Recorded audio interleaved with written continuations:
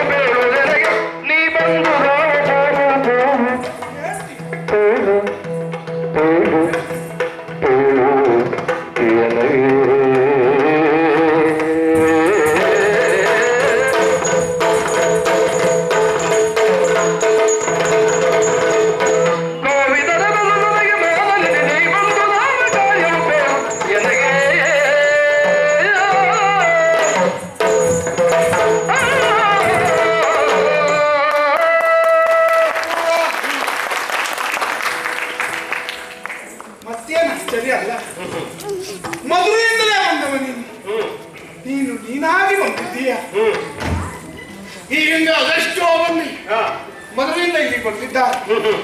ಅವರಾಗಿ ಬಂದಿಲ್ಲ, ವೇಷಾಂತರವನ್ನು ಮಾಡಿ ಬಂದಿದ್ರು. ಆದ್ರೆ ನೀನು ಹಾಗಲ್ಲ, ನಿಜ ವೇಷದಿಂದ ಬಂದಿದ್ದೀಯ. ಹಾಗಾಗಿ ಕೇಳ್ತಾ ಇರುವುದು, ಮಧುರೆಯಲ್ಲಿ ಎಲ್ಲರೂ ಕ್ಷೇಮದಲ್ಲಿದ್ದಾರೆ. ಮಾವ ಕಂಸ ಸುಕ್ಷೇಮದಿಂದಿದ್ದಾನೆ, ಬಹಳ ಮುಖ್ಯ. ಮಧುರೆ ಸುಕ್ಷೇಮವಾಗಿರ್ಬೇಕು ಅಂತಾದ್ರೆ ಮಾವ ಸರಿಯಾಗಿರ್ಬೇಕು. ಮಾವ ಕ್ಷೇಮದಿಂದಿದ್ದಾರೆ ದೇವ. ಚರಾಚರ ಪ್ರಪಂಚದ ಪ್ರತಿಯೊಂದು ಆಗು ಹೋಗುಗಳು ನಿನ್ನ ಇಚ್ಛಾ ಮಾರ್ಗ ಮಾರ್ಗದಂತೆಯೇ ಸಾಗತಕ್ಕದ್ದು. ಹಾ, ಪ್ರಪಂಚದ ಪ್ರತಿಯೊಂದು ಮೂಲೆ ಮೂಲೆಗಳಲ್ಲಿ ನಡೆಯುವ ಘಟನೆಗಳನ್ನು ನಿಂತಲ್ಲಿಯೇ ಅರ್ಥೈಸುವಂತಹ ಮೇಧ ಶಕ್ತಿಗುಣ ಸಂಪನ್ನನಾದ ನೀನು ಅಷ್ಟೇ ಅಲ್ಲ. ಮಧುರೆಯಿಂದ ನಾನು ಬಂದವನು. ನನ್ನ ಬಾಯಿಂದಲೇ ಮಧುರೆಯ ವಿಚಾರಗಳನ್ನು ಕೇಳಿ ತಿಳಿದುಕೊಳ್ಳಬೇಕು ಎನ್ನುವ ದೃಷ್ಟಿಯಿಂದ ಪ್ರಶ್ನಿಸ್ತಾ ಇದೆಯಲ್ಲ. ಅಷ್ಟೇ ಅಲ್ಲ, ಹ, ನನ್ನ ತಾಯಿ ಹ, ಹುಟ್ಟಿದ ಆವತ್ಯ ಈವರೆಗೆ ನಾನು ಅವಳನ್ನು ನೋಡಲಿಲ್ಲ. ಒಮ್ಮೆ ದಿನಕ್ಕೆ ಒಮ್ಮೆ ಅದು ನಿನ್ನನ್ನು ನೆನಪಿಸಿಕೊಳ್ತಾಳೆ ನನ್ನ ತಾಯಿ. ಅಷ್ಟೇ ಅಲ್ಲ, ಅಪ್ಪ ವಸುದೇವ ಮಗ ಹೇಗಿದ್ದಾನೆ ಅಂತ ನನ್ನನ್ನು ನೆನಪಿಸಿಕೊಳ್ತಾ ಇರ್ತಾನೆ. ಅಷ್ಟೇ ಅಲ್ಲ, ಅಜ್ಜ ಅಜ್ಜಿಯಂದಿರು ರುಚಿಮತಿ ಉಗ್ರಸೇನ ಭೂಪತಿಗಳು ಸುಕ್ಷೇಮದಿಂದಿದ್ದಾರೆ. ಸಮಸ್ತ ಯದು ಪರಿವಾರ ಕ್ಷೇಮದಿಂದಿದ್ದಾರೆ. ಯಾರಿಗಾದ್ರೂ ಕೃಷ್ಣನ ನೆನಪಾಗ್ತಾ ಉಂಟೇನೋ? ಶ್ರೀಪತಿಯೇ, ಶ್ರೀಪತಿಯೇ ಅರೆಯ ಅಪೇಕ್ಷಿಪೆಯ ಎಲ್ಲ ಶ್ರೀಪತಿಯ ಅರಿಯ ಅಪೇಕ್ಷಿಪೆಯ ಎಲ್ಲ ಅಪೇಕ್ಷಿಪೆಯ ಎಲ್ಲ ಚಂಪದೋತ್ಸವವೆಂದು ಮಾವ ಚಂಪದೋತ್ಸವವೆಂದು ಗೋಪಾಲ ಬರಲಿ ಗೋಪಾಲ ಬರಲಿ ಮಧುರಾಪುರಕ್ಕೆ ಎಂಬುವ ನಿರೂಪವಿತ್ತಟ್ಟಿದನು ದೇವ ನಿರೂಪವಿತ್ತಟ್ಟಿದನು ದೇವ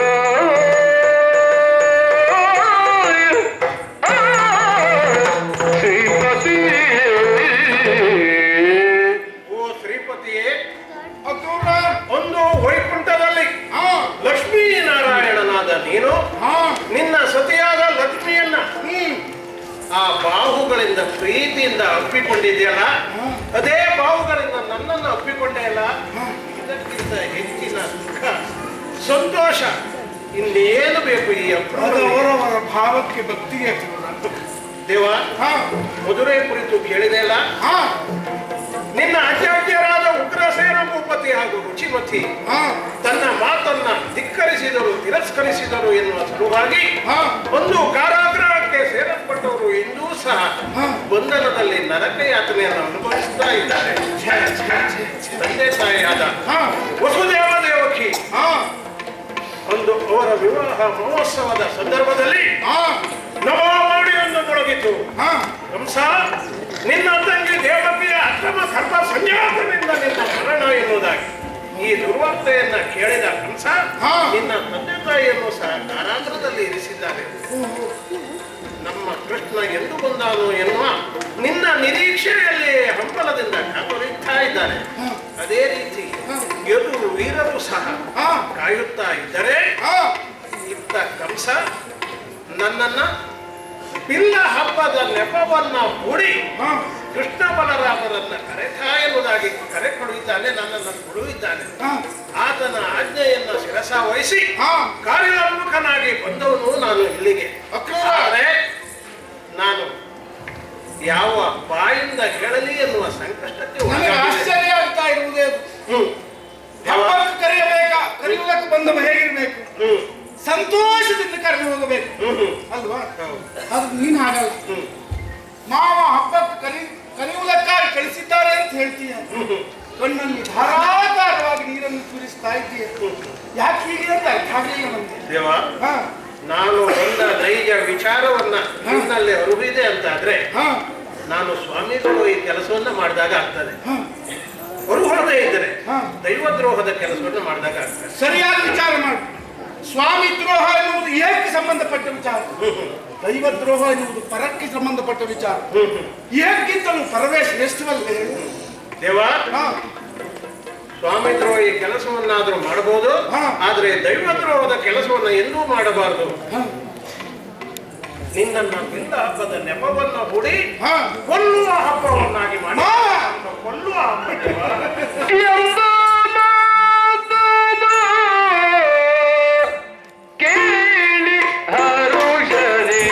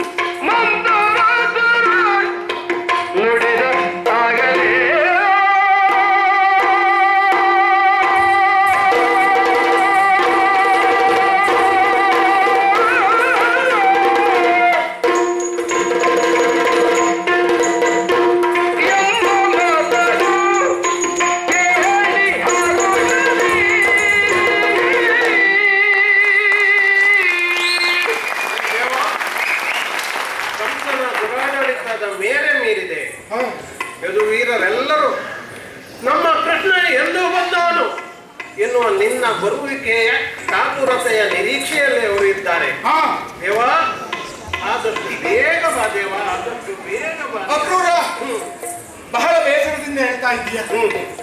ನಿಮ್ಮನ್ನ ಕೊಲ್ಲುವುದಕ್ಕಾಗಿ ಕರೀತಾ ಇದ್ದಾರೆ ಎನ್ನುವುದಾಗಿ. ಅದರ ಪ್ರಕರಣ ಹಾಗಾಗುವುದಿಲ್ಲ. ಸಂತೋಷ ಆದದ್ದು ಯಾಕೆ? ನಿನ್ನ ಮಾತನ್ನು ಕೇಳಿ. ಕೊಲ್ಲುವುದಕ್ಕೆ ಅಂತ ಕರೀತಾ ಇದ್ದಾರೆ, ಹಾಗಾಗುವುದಿಲ್ಲ. ಕೌಶಲನ ಹನನವಾಗುತ್ತದೆ, ಹಾಗಾಗಿ ಸಂತೋಷ ಆಗುತ್ತೆ. ಖಂಡಿತ ಬರ್ತೇವೆ ನಾವಿಬ್ಬರು ಬಿಲ್ಲಹಬ್ಬಕ್ಕಾಗಿ ಬರ್ತೇವೆ. ಆದ್ರೆ ಆಗುವುದೇನು? ಕೃಷ್ಣನನ್ನು ಕೊಲ್ಲುವುದಲ್ಲ, ಕೌಶಲನ್ನು ಕೊಲ್ಲುವುದು. ನೀನು ಚಿಂತೆ ಮಾಡಬೇಕಾದ ಅಗತ್ಯ ಇಲ್ಲ. ಇಗೋ ಈ ಕಡೆ ವಿಶ್ರಾಂತಿಯನ್ನು ಪಡೆ. ನನ್ನ ಅಣ್ಣನನ್ನ ಕರೆದುಕೊಂಡು ನಿನ್ನನ್ನು ಸೇರಿಕೊಳ್ತೇನೆ. ಕೃಷ್ಣ ದರ್ಶನವನ್ನ ಪಡೆದಾಗಾಯ್ತು, ಕೃಷ್ಣ ಪ್ರಸಾದವನ್ನ ಸ್ವೀಕರಿಸಲಿಕ್ಕೆ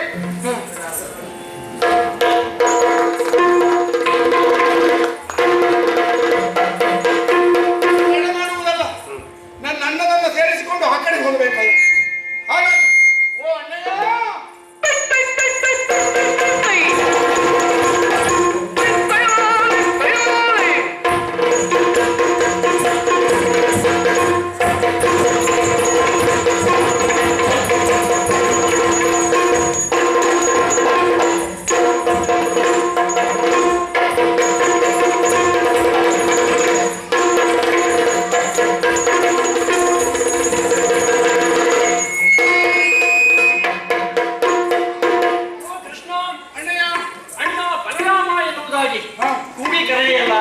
ಕರೆಯುವುದು ವಿಶೇಷವಲ್ಲ, ಹಾಗಾಗಿ ಕರೆಯುವುದರಿಂದ ಅಭ್ಯಾಸವೇ. ಆದರೆ ಈ ದಿನದ ಕೂಗು ವಿಶೇಷವಾಗಿತ್ತು. ಯಾಕೆ ಹೀಗೆ ಕರೆದೆ ಎನ್ನುವ ವಿಷಯ ಗೊತ್ತಾಗಲಿಲ್ಲ. ವಿಷಯ ವಿಶೇಷ ಇದ್ದದ್ರಿಂದಲೇ ವಿಶೇಷವಾಗಿ ಕಣ್ಣನ್ನು ಕರೆದದ್ದು. ಅಣ್ಣಯ್ಯ, ಮದುವೆಯಿಂದ ಕ್ರೂರ ಬಂದಿರುವಂತ ವಿಷಯ ನಿನಗೂ ಹಸಿಲ್ಲ. ಆದ್ರೆ ಬಂದದ್ದು ಯಾಕೆ ಅನ್ನೋದು ನನಗೆ ಗೊತ್ತಾಗಲಿಲ್ಲ. ಯಾಕೆ ಬಂದಿದ್ದಾನೆ? ಯಾಕೆ ಅವನಾಗಿ ಬಂದಿದ್ದಲ್ಲ, ನಮ್ಮ ಮಾವನಾದಂತ ಕೌಸವನನ್ನು ಕಳುಹಿಕೊಟ್ಟಿದ್ದು. ಬಿಲ್ಲ ಹಬ್ಬಕ್ಕೆ ನಮ್ಮನ್ನು ಕರೆತರಬೇಕು, ಆ ಮೂಲಕವಾಗಿ ನಮ್ಮಿಬ್ಬರನ್ನು ಕೊಂದು ಕಳೆಯಬೇಕು. ಮಾವನ ಆಲೋಚನೆ. ಕೃಷ್ಣ, ಬಿಲ್ಲ ಹಬ್ಬ ನಮ್ಮನ್ನ ಕೊಲ್ಲುವ ನೆಪ ಒಂದಾಗ್ತಾನೆ. ನಾವು ಮಾತ್ರ ಕೊಲ್ಲುವ ಕತೆ ಮತ್ತೆ ಅಲ್ವಾ? ಬಿಲ್ಲ ಹಬ್ಬಕ್ಕೆ ಹೋಗ್ಬೇಕು ಅದಲ್ಲ. ಎಲ್ಲರಿಗೂ ಆಶ್ಚರ್ಯ ಆಯ್ತು.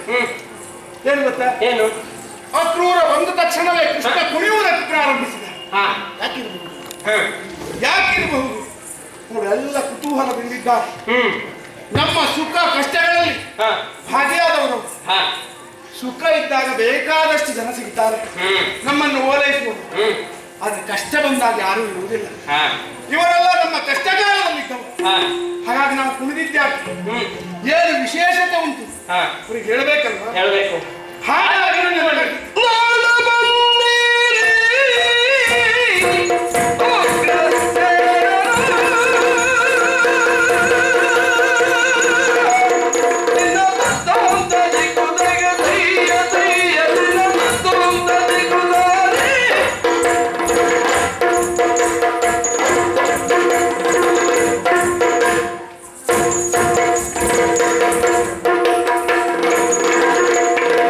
No, no, no.